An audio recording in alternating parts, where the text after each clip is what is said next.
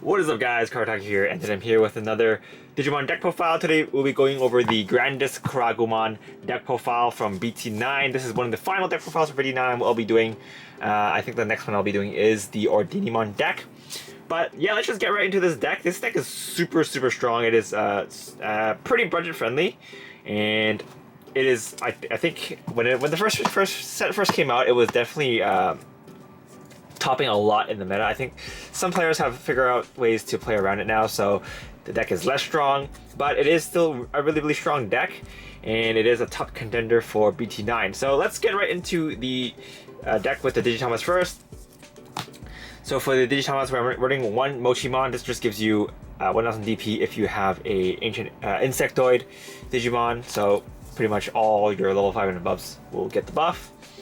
And we are running 4 Yokomon. This is the one that gets gives your Digimon plus 2000 power when you Digiburst. We are running this deck with the promo Grandiskuwagamon, so we are going to be able to get that buff. So for the level 6s, we are going to be running 4 of the Grandiskuwagamon. So he has very powerful skill, which is just on evolution. You can rest one of your opponent's Digimon, and if this card's attacking, you can switch a target to that one. And he gets plus 4000 power on your turn, so it's automatically a 16k. And at the end of the attack, if you have Grandiskuwagamon or XAntibody in this card's source, you can rest one of your opponent's Digimon and then make this card active again.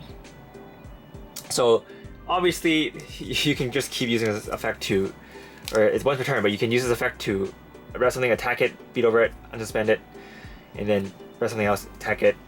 So you can just keep getting your checks, and you will have piercing, so you're gonna be causing a lot of pain. So that's really good.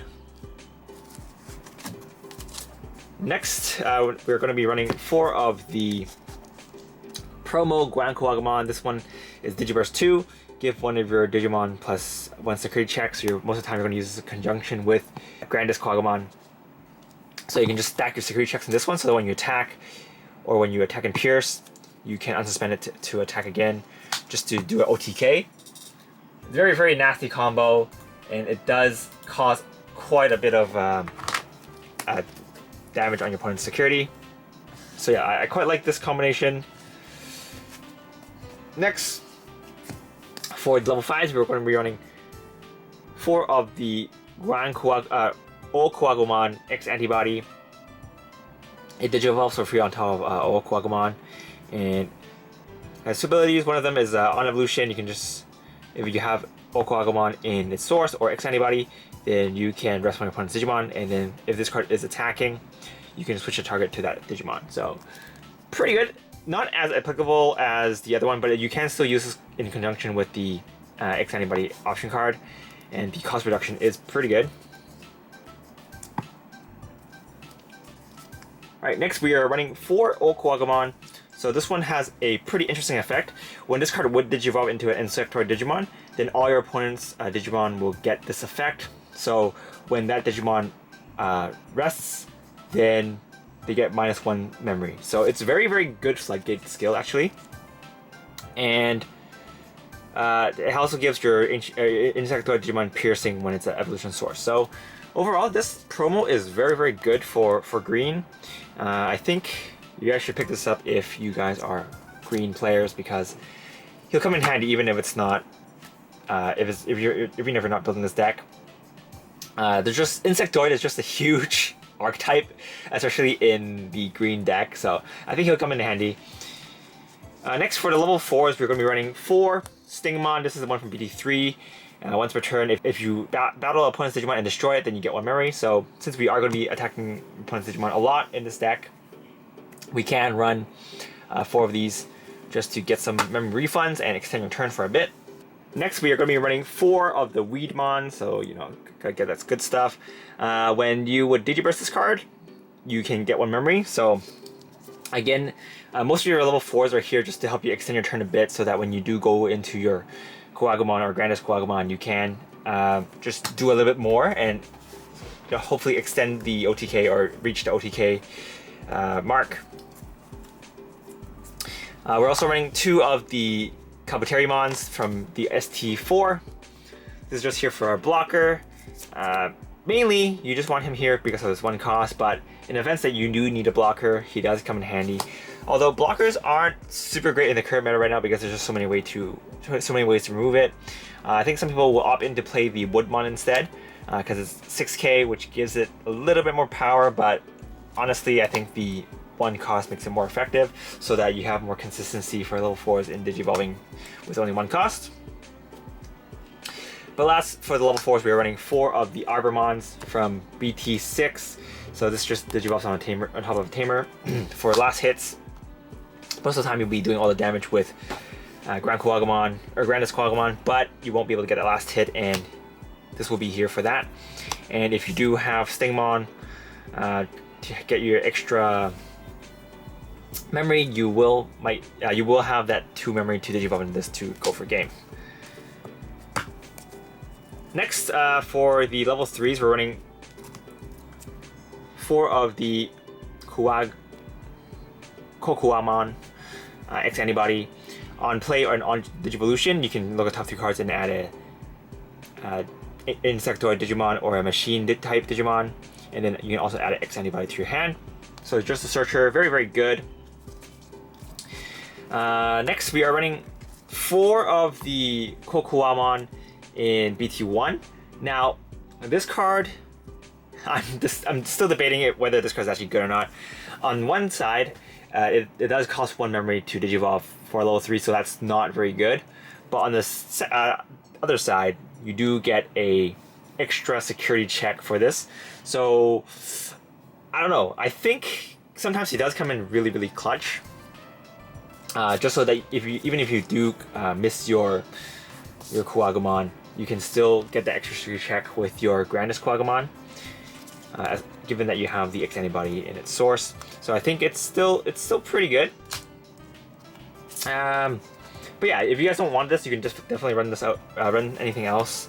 You could potentially run the Tentomon from the start deck to help you do searches.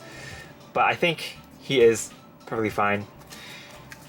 And this card is also an option for you guys. If you don't want to run this, you can just run any other level 3s. I think Palmon is also an option just to give you jamming, but your Grandiskuwagamon is usually pretty big, so it won't really crash.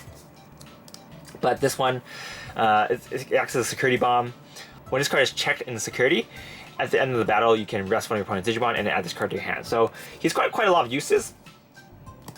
One, it's just to cut your opponent's turn shorter if they have an attacker that they want to attack with. You just stop them from doing that. And the second thing is, if you are stuck for level 3 and your opponent checks this, you can add this back to your hand so that you can potentially just Digivolve on top of your Digitama. So very, very good card. Definitely pick these up if you have a chance, because I think they will go up if they don't get reprints. For the Tamers, we're running 4 Mimi.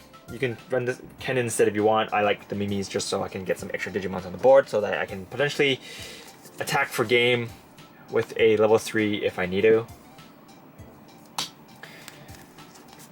If I don't have the Arbomon in my hand, of course. Next, we're running 2 Cool Boys. We're not running a full lineup of XAntibodies. We're missing the level 4s, so this is not as good, but still pretty good nonetheless. We are running level 5s and level 3s and level 6s, so you do have most of the deck working with Cool Boy pretty well. So there's that, and he's also here to help you extend your turn with the Stingmon and the Weedmon, of course. And another thing to help you extend your turn are the Greed Memory boosts. So this helps you boost the consistency a bit, and it also helps you fetch for combo pieces if you need to. So very good. You can run more of these if you want, and cut out some of the other Cool Boys if you don't want Cool Boy in this deck for some reason. Next, we're running 3 XAntibodies just to help you boost the consistency for you to get the Grandiskuwagamon skill. There are times where I do brick in not getting the regular Quagmire, so the XAntibody is definitely helpful for that. But that's pretty much it for this deck, guys. It's a very, very simple deck to use. And it's very cost efficient. It is super, super easy to go into your level 6s very, very quickly and just set up for OTK.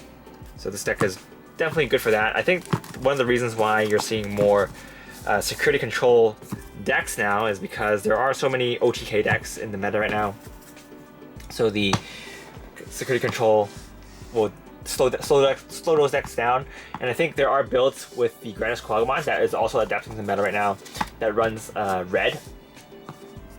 Just so you can run the delicate plan and just attack with Quagmire. They use the hero tamer so that you can play the delicate plan from your hand. But yeah, that is an option. I'm running a pure green build just because my OCD doesn't really want me to run the red because it does mess with the consistency a bit. But that's pretty much it for this deck, guys. Hope you guys enjoyed it. Let me know if you have some questions. This is Kotaku, and I'll see you guys next time. Bye!